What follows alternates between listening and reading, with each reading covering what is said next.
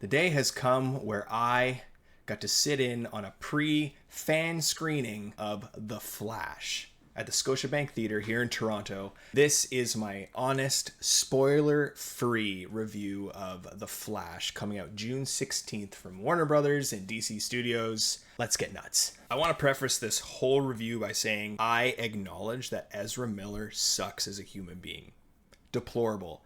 Don't agree with anything that they've done. However, this movie was made by hundreds of other people that deserve their due credit. So I'm watching this movie from a fan standpoint, from a critic standpoint. I'm not letting the events of the personal lives of these people to affect the way I see the movie.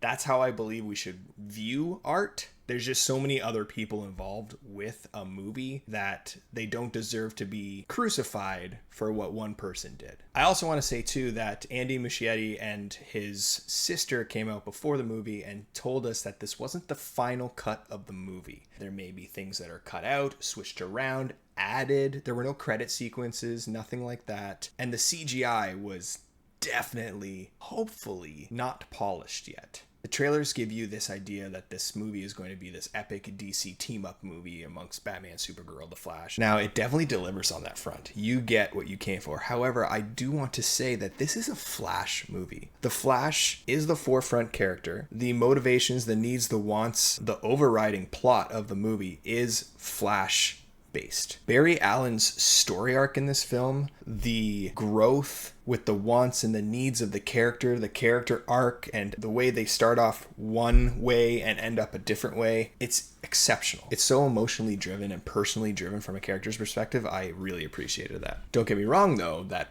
personal drive eventually gives way to multiversal consequences. So it does become bigger than just a personal journey, but at the core and how it wraps up, it's just very much a personal story for The Flash, for Barry Allen.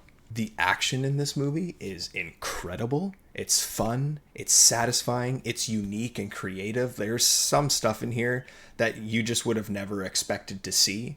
And you get to see it executed in such a cool way. I'm not too versed in the Flash powers, but the way they displayed them in this movie was incredible. But it wasn't just the Flash that shone in the action sequences. Honestly, Michael Keaton as Batman, he's still the GOAT. He is Batman. It's awesome to see him put on the suit again and be put into modern day fight sequences with the CGI and the effects and stuff like that and the modern technology. It was really cool to see. And then Sasha Calle, I think it's Calle. She was amazing as Supergirl. She stole the scene. I really hope we get to see more of her, maybe even a solo movie, because she was very, very good.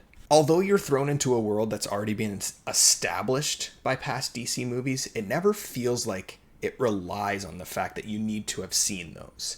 It exists in its own way, and I think you may not have had to seen any of it in order to fully understand this movie. I mean, it helps. It adds an extra layer. The stakes of the story are established very early on, which is awesome because you know what you're getting yourself into. You know the problem. You know what you need to do to fix it.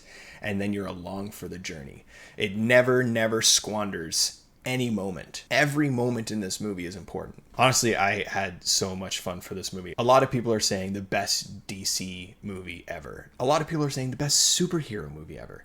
I don't agree with that. There are better superhero movies out there. However, this is a very good movie. And I think a lot of people, most people, are going to be satisfied with the product that we got. Thank you, Andy Muschietti. Thank you, Zack Snyder. And future thanks to James Gunn for continuing on. This was a great end and beginning to both those universes. High stakes, personal, emotional character journey, amazing action, and some surprises in there that people are going to freak out about. The internet's probably going to go a little wild. Honestly, I give it a solid 8 out of 10. Upon second viewing, I feel like that might get a little higher, maybe. But for now, solid 8 out of 10. When it comes out, June 16th, go see it. If you have the opportunity to see a pre-screening, go see it. Do whatever you can to see this movie because I think it's worth it. Hopefully I get invited to more pre-screenings. That would be pretty cool so I can bring you guys first honest reviews on those movies. We'll get there. As long as you guys are helping us out, you're subscribing to the channel, you're liking the video, we appreciate you so much. This is your new source for movie content.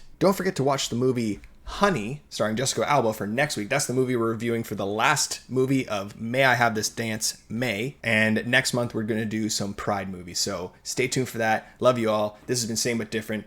We'll talk to you next time. Bye.